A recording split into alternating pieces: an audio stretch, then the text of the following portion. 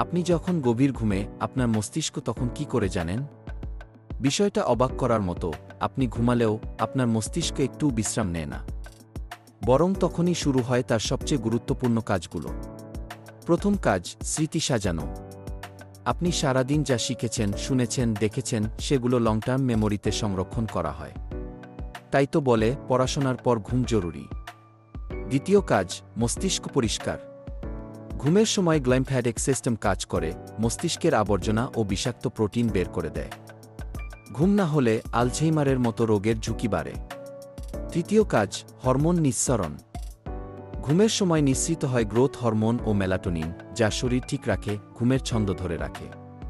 আর REM ঘুমে মস্তিষ্ক স্বপ্ন দেখে, যা সৃজনশীলতা বাড়ায়, নতুন আইডিয়া ও সমাধান খুঁজে বের করে। তাই মনে রাখবেন, ঘুম কমানো নয়, ঘুম ঠিক রাখা উচিত।